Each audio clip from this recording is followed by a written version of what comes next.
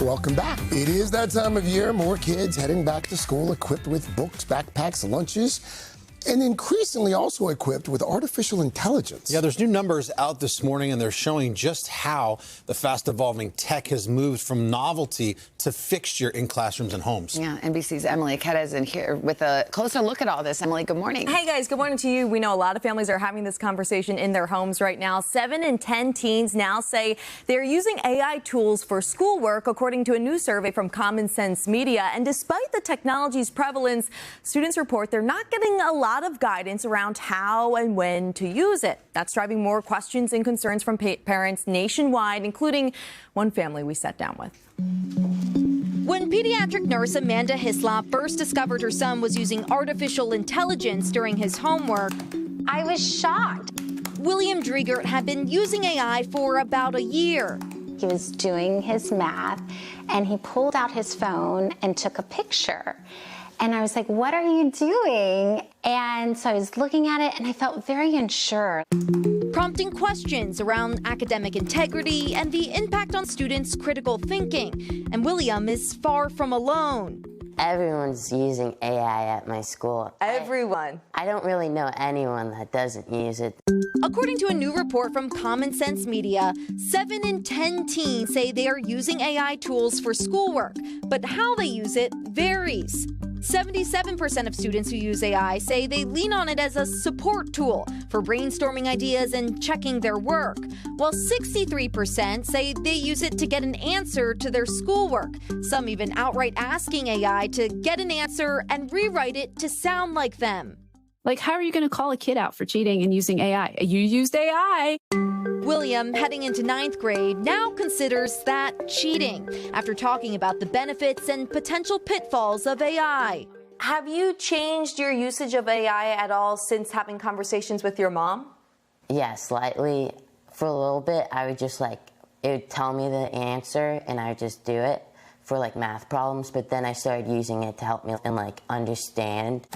He demonstrated how he'll ask AI to make a practice test for history class. Make me a practice test. Or check his writing for grammatical errors. It explains to you why you should add the comma. His mom joined an AI task force at Williams School last year to create district-wide guidelines for students and teachers. Does it make you feel more comfortable knowing that this is starting to be part of the conversation in the classroom at school?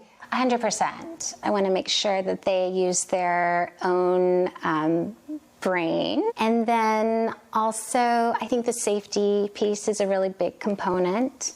So learning not to put private information into these chat boxes. And if you have a big question to ask, that it's very important to talk to an adult about it. But across the country, most teens have not discussed AI literacy with their teachers. Founder and CEO of Common Sense Media, Jim Steyer, calls this a watershed moment. I think this is the year when we're realizing that AI is in every classroom. You can hand it a problem set and it can do it for you. You can give them your paper assignment and the AI can write the paper for you, but then you're not doing the learning. You're not reading the books. You're not doing the thinking. Still, some positive news from their research. When stuck on schoolwork, Common Sense Media found nearly 2/3 of teens try to solve problems themselves or ask someone for help first rather than using AI. Steyer hopes it stays that way. You have to be involved with your kids' schoolwork and understand that AI is now part of their life. Period. Full stop. So teens are also acknowledging the effects of AI. Among those who use it, nearly 40% say having it available leads them to develop fewer of their own ideas. For those looking to open the conversation about AI, Common Sense Media suggests encouraging your kids to ask themselves while they're doing their homework, things like, did AI do the thinking for me, or could I explain my answer without AI's help? So it's how much are we outsourcing that idea generation, that planning, that writing to AI, at least trying to limit it? There's got to be a balance here. Yeah, it's every time we do one of these stories, it just feels like the Wild West. For sure. You know? Yeah. Well, Your kids are older. The tech moves so fast. It's like the questions we ask about AI are different in a month from now than they are even now. My kids will use it, but I feel like they still think in the writing portion of it, if they have AI write something for them, that the teachers can flag. They can get caught somehow. Teachers know, but AI can get better and better where it's like, Right. you know, write it with some mistakes. So a lot of teachers will just do in-class writing assignments Yeah, now. William's They're like, older sister, that she says that almost all of their writing and history writing assignments, they are in class. There's not much take home. That seems like one way around it, but it still feels like we're playing a game of whack-a-mole. To your point, as soon as they figured out, there's. Well, I wish I had had it. I'll tell you.